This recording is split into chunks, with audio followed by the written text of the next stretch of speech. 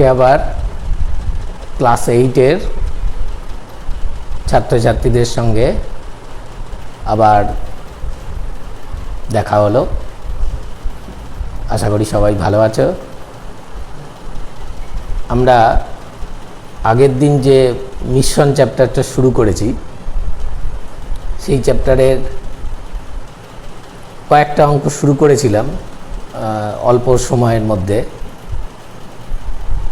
আজকেও তোমাদের জন্য বেশি বড় বড় ভিডিও করছি না, আজকে আমি তারপর থেকে শুরু করছি। যাদের অনেকেই ভালো লাগছে বলে জানিয়েছ, খুব ভালো লাগলো জেনে। তোমাদের সবাইকে আবার আমার তরফ থেকে ভালোবাসা জানিয়ে পরের অংশটা শুরু করছি।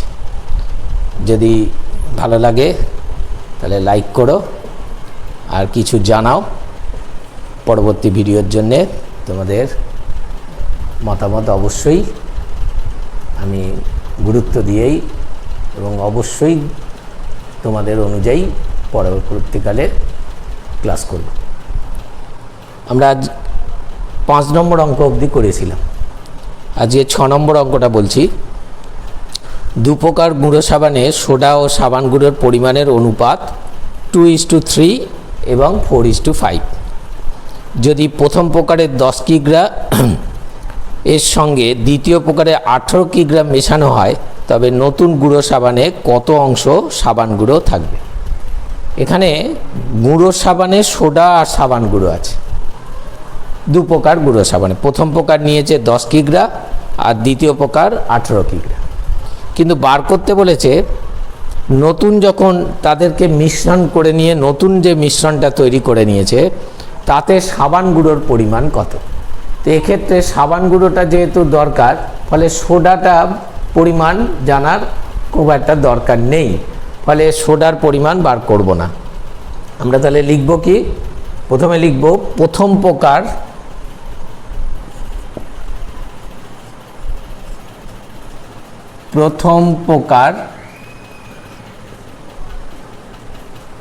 গুঁড়ো সাবানে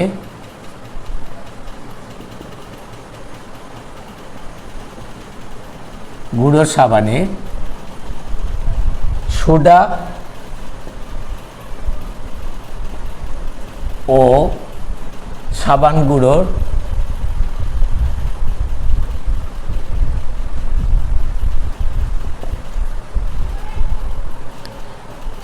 গুঁড়োর অনুপাত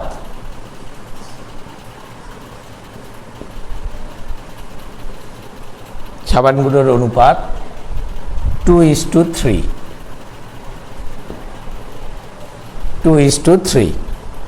এরকম 10 কিগ্রা, অতএব 10 কেজি গুঁড়ো সাবানে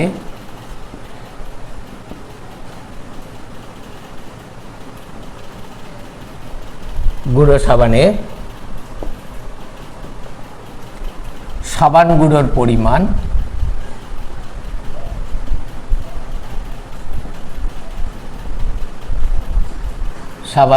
পরিমাণ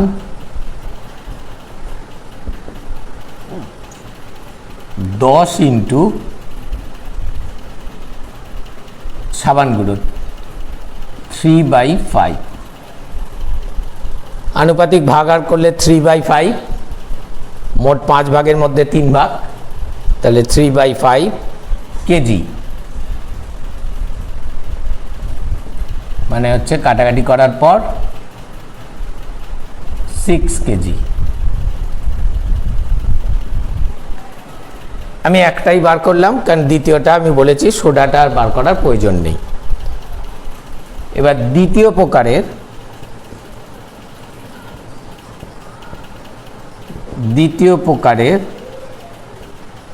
প্রকার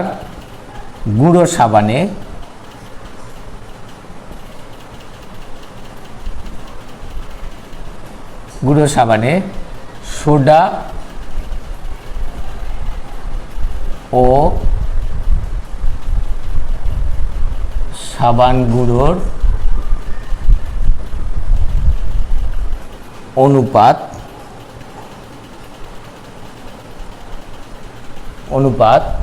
4:5। সুতরাং 18 কেজি গুঁড়ো সাবানে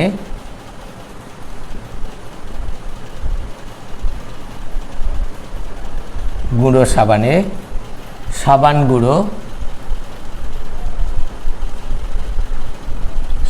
গুঁড়োর পরিমাণ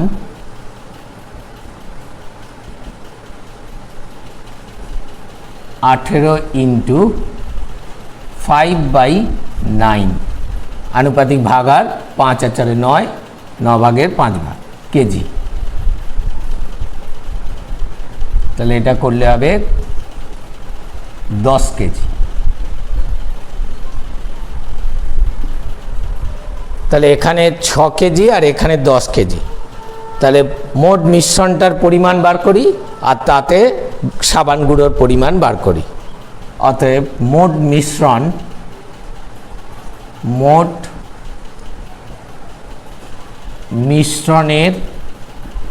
পরিমাণ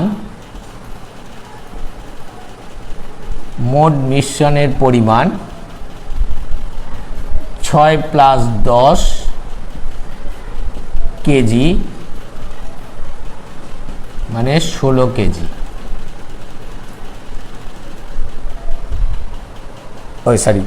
মোট মিশ্রণটার পরিমাণ হচ্ছে 10 আর 18।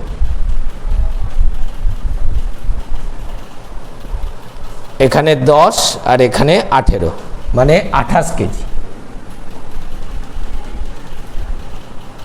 মোট মিশ্রণের পরিমাণ 28 কেজি।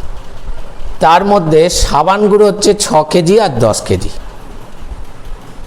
সাবান গুঁড়োর পরিমাণ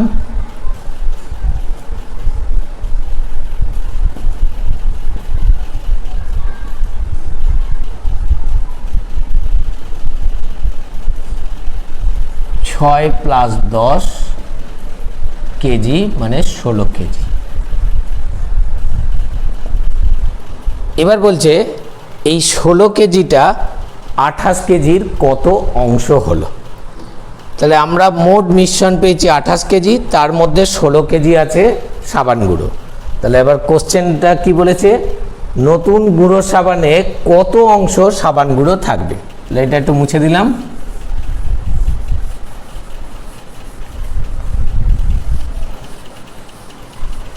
তাহলে লিখতে হবে নতুন মিশ্রণে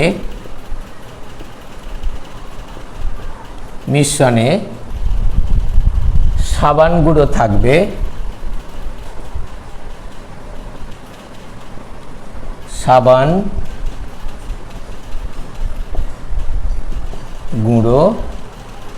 কত অংশ সাবান গুঁড়ো থাকবে। সাবান গুঁড়ো থাকবে 16/28 মানে 28 হচ্ছে মোট মিশ্রণ, তার মধ্যে 16 কিগ্রা সাবান গুঁড়ো। তাহলে 28 মোট মিশ্রণ, তার মধ্যে 16 ভাগ। তাহলে 28/16 অংশ কাটাকাটি করলে হবে 4 দিয়ে কাটলে 4/7 অংশ। মোট মিশ্রণ যদি 28 কেজি হয়, তার মধ্যে 16 কেজি হচ্ছে গুঁড়ো সাবান গুঁড়ো, তাহলে অংশতে করলে 16/28 মানে 4/7 অংশ। এই অঙ্কটা আমরা পরীক্ষার জন্য তৈরি করে রাখতে পারি, এটা পরীক্ষায় আসতে পারে। সোডারটা কোনো দরকার হয়নি, ফলে সোডার পরিমাণ বার করে নিই। 7 নম্বর অঙ্কটা একটুখানি আমি বলে দিই, এটা অঙ্কটা একটু পড়ো, দেখো আমি বলছি।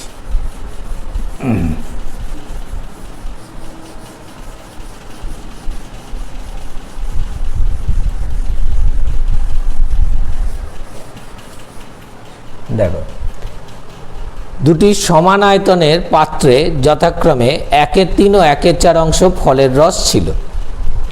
আমি পাত্র দুটির অবশিষ্টাংশ জলপূর্ণ করে অন্য একটি পাত্রে সমগ্র জল মিশ্রিত ফলের রস ঢাললাম।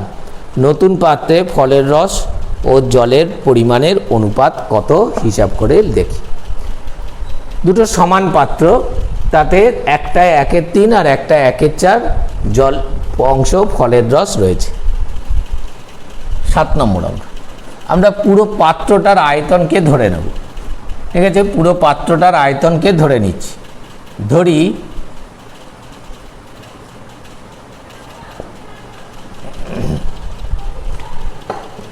এক মিনিট,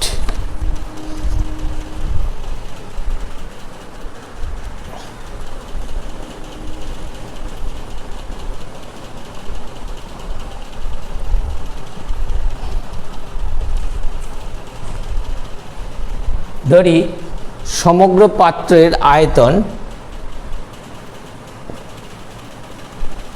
সমগ্র পাত্রের আয়তন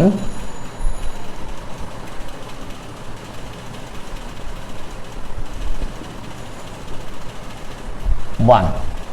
আমরা যে কোনো জিনিসের মোট জিনিসকে 1 ধরি। তার 1/3 অংশ প্রথম পাত্রে ফলের রস ছিল। প্রথম পাত্রে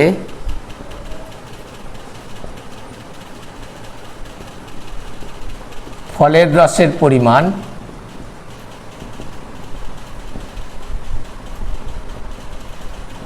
ফলের রসের পরিমাণ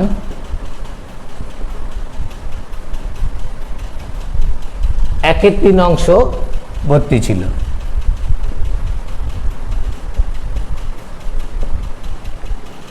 বাকি অংশটা জল দিয়ে ভর্তি করেছে। তাহলে প্রথম পাত্রে জলের পরিমাণ,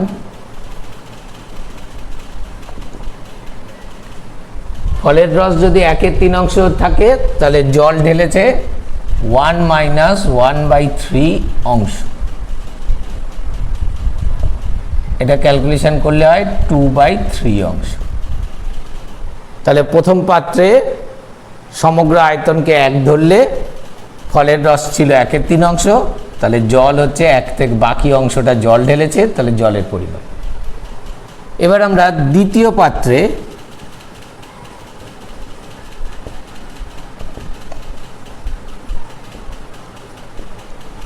ফলের রসের পরিমাণ,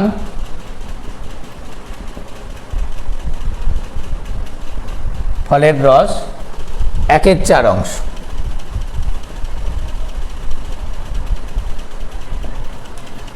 তাহলে দ্বিতীয় পাত্রে জলের পরিমাণ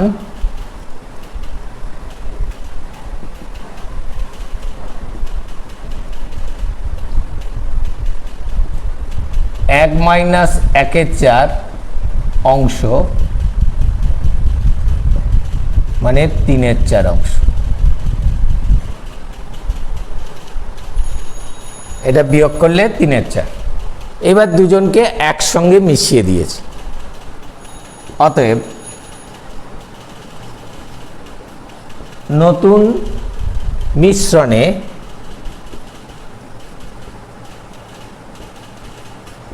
যখন একসঙ্গে মিশিয়ে দিয়েছে, ফলের রসের সঙ্গে ফলের রস যোগ হবে, তাহলে নতুন মিশ্রণে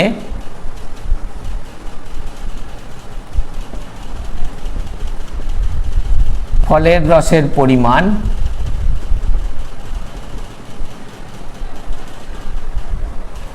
একের 3 আর 1/4।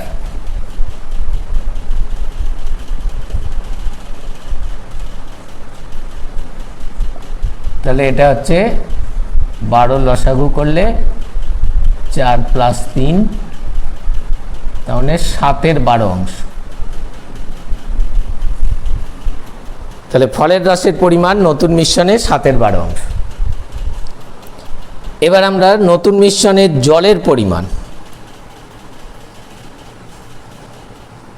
নতুন মিশ্রণে জলের পরিমাণ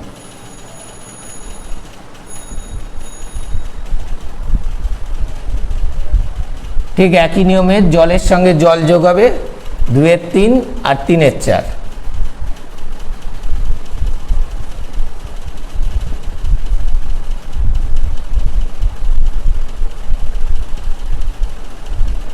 এটা যোগ করলে 12 লসাগু করলে ওপরে 8 আর এখানে 4 3 দিয়ে গুণ করলে 9 মানে 17/12 অংশ। কোশ্চেনে বলেছে এই নতুন মিশ্রণে ফলের রস আর জলের অনুপাত কত হবে। আগে বলেছে ফলের রস, পরে জল। হয়েছে এই অবধি? তাহলে এবার আমরা লিখব নতুন মিশ্রণে, অতএব নতুন মিশ্রণে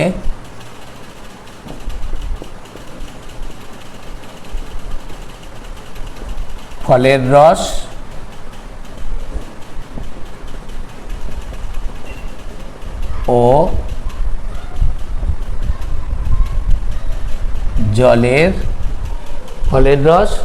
ও জলের পরিমাণের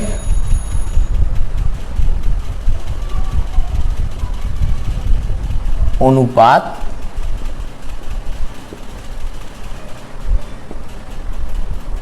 7/12 17/12 মানে 7:17। এই অঙ্কটাও আমাদের ভালো একটা অঙ্কের মধ্যে অন্যতম। এই অঙ্কটা যেভাবে করা হয়েছে 8 নম্বর অঙ্কটা একদম সেই নিয়মে অংশ করে করতে পারো। এই অঙ্কটা যদি নিজেরা পারো চেষ্টা করবে, খুব অসুবিধা হলে তখন বলতে পারো, সেক্ষেত্রে আবার একদিন করে দেয়া যাবে। 9 নম্বর অঙ্কটা বলছি, এটা একেবারে পরীক্ষার জন্যে দারুণ করে করবে এবং অঙ্কটা বুঝতে হবে। 2 প্রকার পিতলে তামা ও দস্তার পরিমাণের অনুপাত 8:3 আর 15:7। এই 2 প্রকার পিতল 5:2 অনুপাতে মেশালে যে নতুন প্রকারের পিতল পাওয়া যাবে তাতে তামা ও দস্তার পরিমাণের অনুপাত কি হবে। প্রথম কাজ হচ্ছে 2 প্রকার পিতল মেশানোর অনুপাত আছে 5:2, কিন্তু কত কত পরিমাণ মিশিয়েছে সেটা তো বলেনি। ফলে আমরা 2 প্রকার পিতলটাকে আগে ধরে নেব। তো অনুপাত থেকে ধরতে হলে একটা সাধারণ গুণনীয়ক গুণ করতে হয়।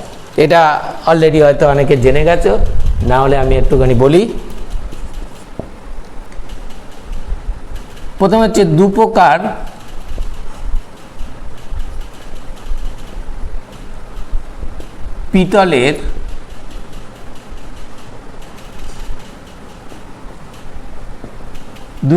পিতলের মেশানোর অনুপাত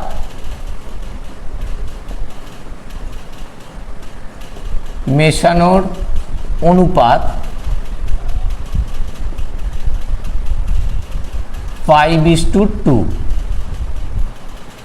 ধরি সাধারণ গুণনীয়ক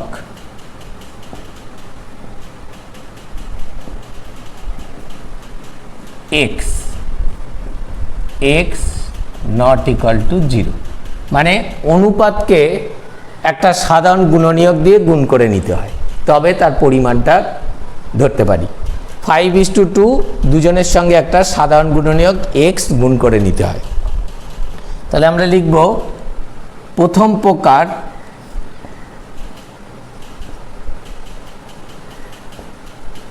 পিতল 5x কেজি। এবারে কিন্তু একটা একক লিখব, কারণ এবার পরিমাণ হয়ে গেছে, তখন অনুপাত ছিল বলে কোনো একক ছিল না। এবার আমরা ধরছি এটা কেজি লিখতে পারি, কেউ শুধু একক কথাও লিখতে পারে, কিন্তু আমরা যেহেতু পিতল এগুলোকে আমরা কেজিতেই মাপি, ফলে কেজি কথাটা বলতে পারি। তাহলে প্রথম প্রকার পিতল 5x কেজি ও দ্বিতীয় প্রকার পিতল 2x কেজি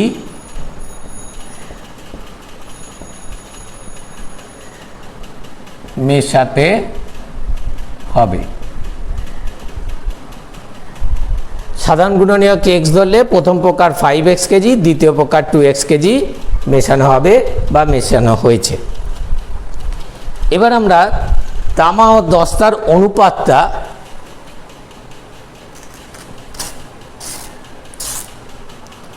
এবারে তামা ও দস্তার অনুপাতটা কত কত আছে সেটা লিখে ফেলি। লেখো, প্রথম প্রকার পিতলে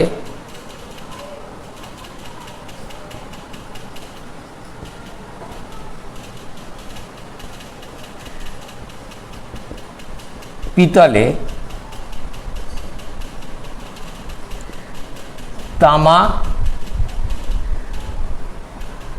ও দস্তার অনুপাত, তামা ও দস্তার অনুপাত এখানে বলা ছিল 8:3।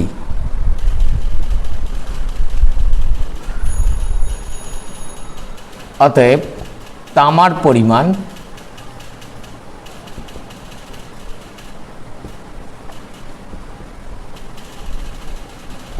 5x ইন্টু অনুপাতটা 8:3, তাহলে তামার পরিমাণ প্রথম প্রকারে 5x ইন্টু 8/11, আনুপাতিক ভাগার 8/11, 8 আর 3 11 কেজি। তাহলে এটা হচ্ছে 40x/11 কেজি। দস্তার পরিমাণ 5x ইন্টু 3/11 কেজি, মানে 15x/11 কেজি। তাহলে প্রথম প্রকারটা শেষ। ঠিক একইভাবে দ্বিতীয় প্রকার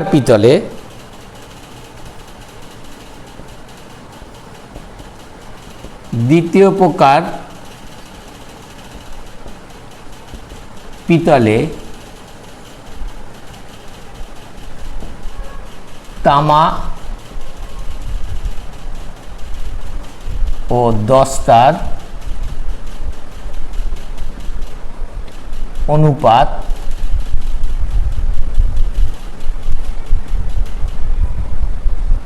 নতুন অনুপাত হচ্ছে 15:7। তামা ও দস্তার অনুপাত 15:7। তাহলে তামার পরিমাণ দস্তার পরিমাণ দ্বিতীয় প্রকার 2x এ কত কত আছে বার করি। অতএব তামার পরিমাণ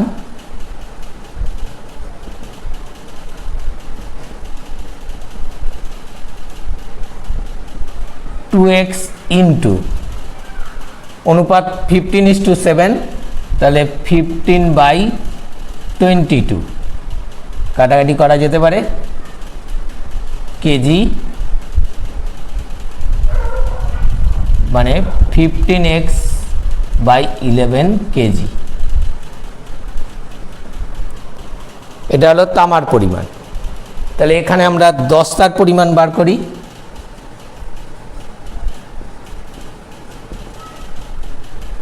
2x ইন্টু 7/22, এটাও কাটাকাটি করা যায়, তাহলে হলো 7x/11 কেজি। খুব ভালো করে দেখো, 5x কেজিতে তামা ও দস্তার পরিমাণ বার করলাম, 2x কেজিতে তামা দস্তার পরিমাণ বার করলাম। এবার এই দুটোকে একসঙ্গে মিশিয়ে দিয়েছে। তাহলে নতুন যে মিশ্রণটা হলো তাতে তামার সঙ্গে তামা কতটা যোগ হবে, তামা কতটা হবে, আর দস্তার সঙ্গে মিশ্রণটা কতটা পরিমাণ হবে, মিশ্রণে দস্তার পরিমাণ কত হবে। তাহলে প্রথমে লেখো, অতএব নতুন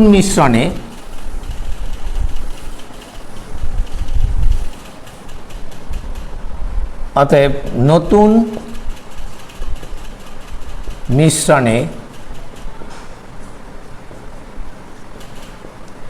তামার পরিমাণ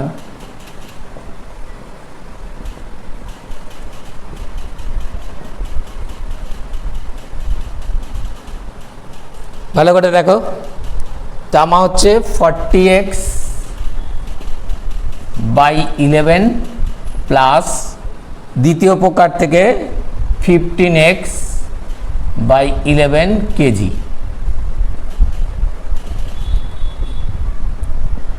11 এলসিএম লসাগু করলাম, 40x 15x, এটা করলে হয় 55x বাই 11, কাটাকাটি করলে 5x হয় কেজি। তাহলে নতুন যখন মেশানো হলো তখন তামার সঙ্গে তামা যোগ করে 5x কেজি দাঁড়ালো। এবার দস্তার পরিমাণ,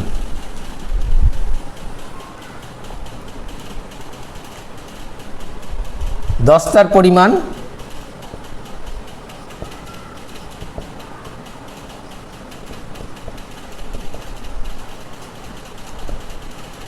ছিল 15x বাই 11 প্রথম প্রকার প্লাস দ্বিতীয় প্রকারে 7x by 11 KG.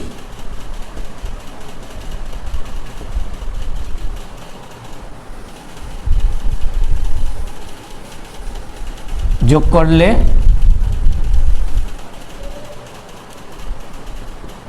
11 15x plus 7x মানে 22x বাই 11, কাটাকাটি করলে 2x কেজি।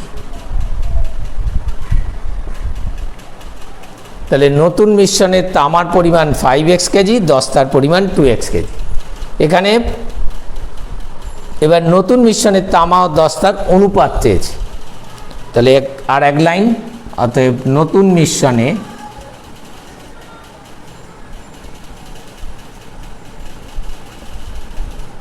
তামা ও দস্তার অনুপাত 5x is to 2x মানে 5 is to 2। কেমন হলো? এই অঙ্কটাকে তোমরা কিন্তু একবার দুবার খুব ভালো করে নিজে বুঝে বুঝে করবে। প্রথমবারে দেখে নেবে, ব্যাপারটা বুঝবে, তারপরে নিজে নিজে করবে। এবার আমি 10 নম্বর অঙ্কটা বলছি। এই অঙ্কটার বলতে পারো ঠিক উল্টো কথা ওখানে বলা আছে। একটু অঙ্কটা তোমরা পড়ো, আমি বলছি।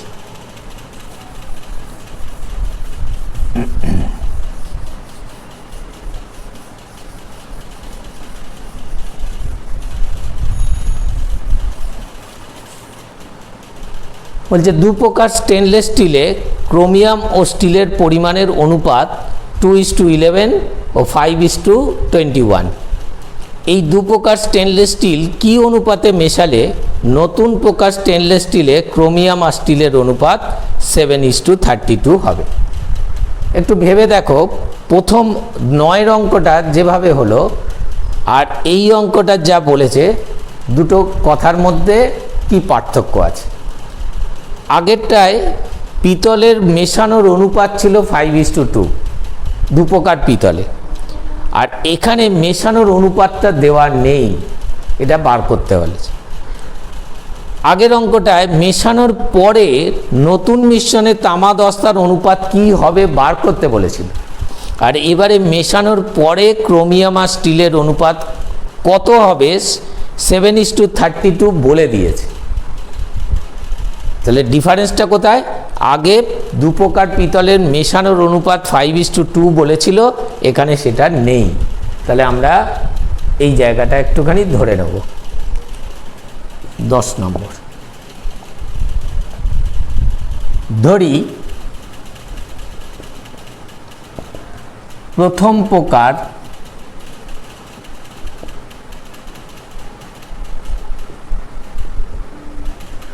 স্টেনলেস, প্রথম প্রকার স্টেনলেস স্টিলের পরিমাণ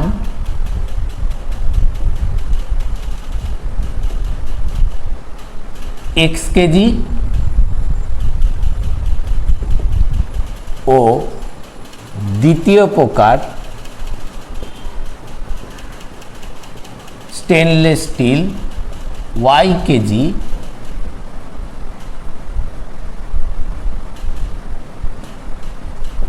প্রথম প্রকার স্টেনলেস স্টিলের পরিমাণ x কেজি ও দ্বিতীয় প্রকার স্টেনলেস স্টিলের পরিমাণ y কেজি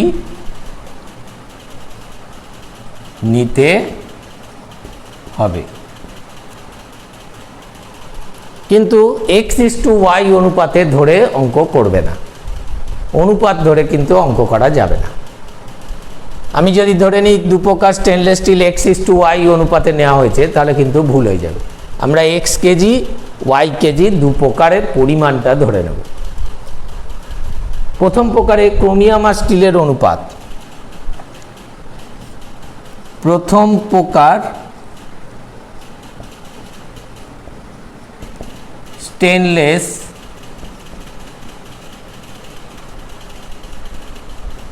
স্টিলে প্রথম প্রকার স্টেনলেস স্টিলে ক্রোমিয়াম ও স্টিলের অনুপাত, ক্রোমিয়াম ও স্টিলের অনুপাত,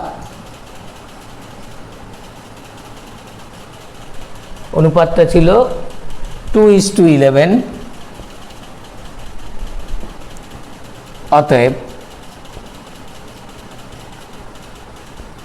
ক্রোমিয়ামের পরিমাণ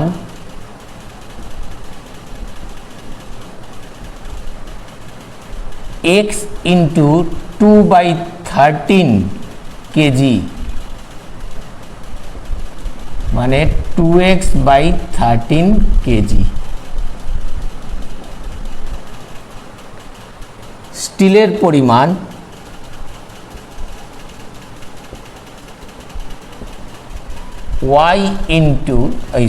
x ×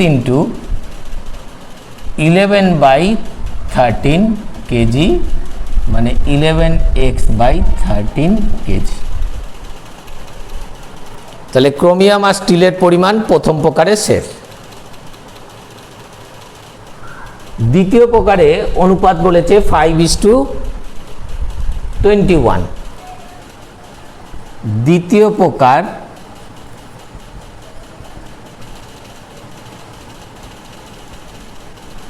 স্টেনলেস স্টিলে, দ্বিতীয় প্রকার স্টেনলেস স্টিলে ক্রোমিয়াম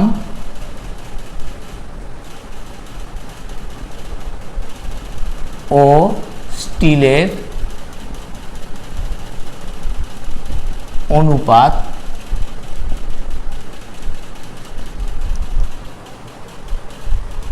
5:21। তাহলে দ্বিতীয় প্রকারে ক্রোমিয়াম আর স্টিলের পরিমাণ বার করব।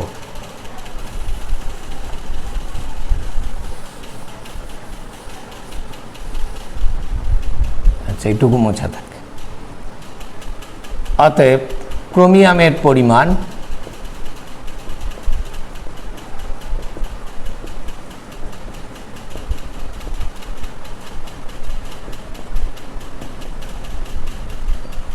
y × 5 আনুপাতিক ভাগাকার করলে 5/26 কেজি, তার মানে 5y/26 কেজি। স্টিলের পরিমাণ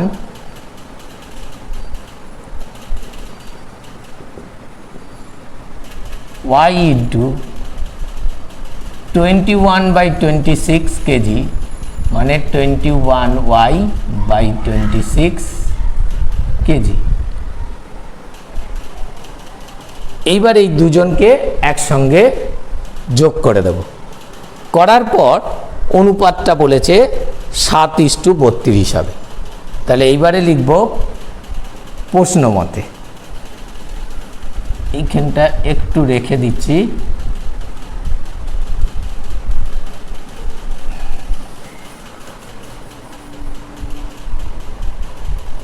প্রশ্ন মতে এইবার ভালো করে দেখবে, ক্রোমিয়ামের সঙ্গে ক্রোমিয়াম যোগ 2x/13 প্লাস 5y/26 ক্রোমিয়ামের পরিমাণ ইজটু স্টিলের সঙ্গে স্টিল যোগ 21y/26 প্লাস, আচ্ছা আগে এক্সটা 11x/13 প্লাস 21/26 স্টিলের পরিমাণ। এটা প্রথম ক্রোমিয়াম দ্বিতীয় প্রকারের ক্রোমিয়াম মিলে এতটা ক্রোমিয়াম, স্টিলের পরিমাণ প্রথমে এটা, দ্বিতীয়বারের এইটা, দুটো মিলে স্টিলের পরিমাণ। কিন্তু বলছে এই দুটোর অনুপাতই হবে 7:32। এই জায়গাটা কিন্তু খুব ভালো করে বুঝবে। এই প্রশ্ন মতে আমি যেটা লিখেছি, ক্রোমিয়ামের পরিমাণ দুটো মিলে, স্টিলের পরিমাণ দুটো মিলে, মেশানোর পরে অনুপাত 7:32। খুব ভালো করে।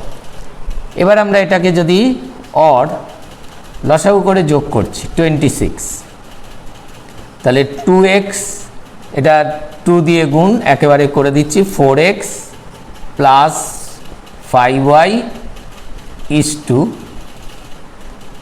26, এখানে 11 2 দিয়ে গুণ করলে একবারেই করি 22x প্লাস 21y, অনুপাত হচ্ছে 7:32।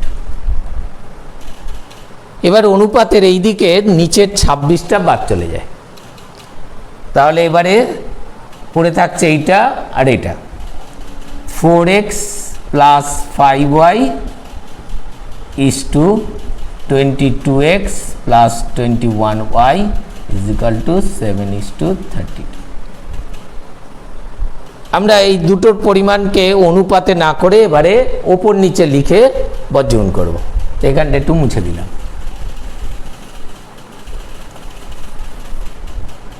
এবার আমরা ওপর নিচে লিখছি, 4x plus 5y by 22x plus 21y equal to 7/32। এবার আমরা কোনাকুনি গুণ করব, যেটাকে আমরা বজ্রগুণ বলি। এটা গুণ করলে 128x প্লাস 160y, এটার সঙ্গে এই দিকটা গুণ করলাম, এটা করলে 154x আর প্লাস 7, আর এটা হচ্ছে এত y। এবার আমরা সাইড চেঞ্জ করব, মানে x গুলোকে একদিকে, y গুলোকে ওই দিকে। 128x minus 154x is equal to 147x minus 160y, sorry x কেন y। ক্যালকুলেশন করলে দেখো এদিকটা হবে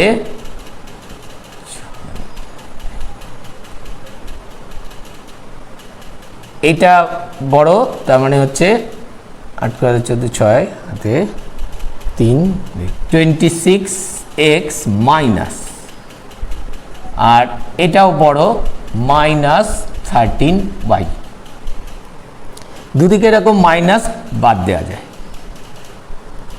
তাহলে কি হলো 26x ইকুয়াল টু 13y। এইবার আমাদের উদ্দেশ্য কিন্তু x/y বার করা। এই পরের লাইনটা একটু খুব মন দিয়ে দেখো, x/y ইজ ইকুয়াল টু লিখতে পারি 13/26। কি করে হলো? তুমি যদি এরকম কোনাকুনি গুণ করো দেখবে এই লাইনটা যেন ঠিক থাকে। এটা গুণ করলে 26y, এটা গুণ করলে 13y। এই অনুপাত অনেক সময় উল্টে দেয়, করার সময় x/y 26/13 করে দেয়, এইটা কিন্তু করবে না। সব সময় অনুপাত করে বর্জন করে দেখে নেবে এই লাইনটা যেন ঠিক থাকে। 26 যার সঙ্গে ছিল, 13 যার সঙ্গে ছিল, এক্স আর ওয়াইয়ের সঙ্গে ঠিক যেন থাকে। হয়েছে? এবার এটা কাটাকাটি করো। তাহলে হলো X by Y equal to 1/2। তো এক্স বাই ওয়াই মানেই X is to Y equal to 1:2। এবার অ্যান্সার লিখবে যে অতএব দু প্রকার স্টেনলেস স্টিল 1:2 অনুপাতে মেশানো হবে বা মেশাতে হবে। ঠিক আছে? অঙ্কটা বেশ কঠিন, যদি একবার দুবার ভালো করে দেখে নিজে নিজে করবে, নিজে করার সময় একটু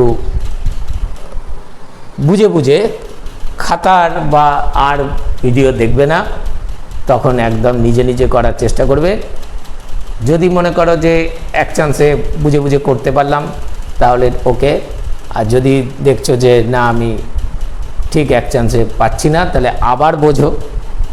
জিনিসটা খুব সিম্পল, কতটা স্টেনলেস স্টিলের মধ্যে কতটা ক্রোমিয়াম কতটা স্টিল আছে বার করো, দ্বিতীয় প্রকারে কতটা ক্রোমিয়াম কতটা স্টিল আছে বার করো, দিয়ে ক্রোমিয়ামের সঙ্গে ক্রোমিয়াম যোগ, স্টিলের সঙ্গে স্টিলের যোগ করার পর এই লাস্ট ক্যালকুলেশনটা একটু ভালো করে দেখো। তো আজকে আমরা 10 অবধি করলাম। 11 অঙ্ক ভীষণ ভালো, 11, 13, 14 এই 3টে অঙ্ক আমরা করাবো। খুব ভালো, ভালো করে অঙ্ক প্র্যাকটিস করো। আর অবশ্যই ভালো লাগলে লাইকটা একটু প্রেস করো আর মন্তব্য করো, যেটা ভালো লাগবে সেটা লেখো। যদি কোনো অসুবিধা হয় সেটাও লেখো, যে এই জায়গাটা ঠিক হচ্ছে না বা এই জায়গাটা বুঝিনি, কোনো ব্যাপার নয়। যেমন ক্লাসে তোমরা বলো যে এইখানটা বুঝলাম না, সেটাও বলো। ঠিক আছে? ভালো থাকবে।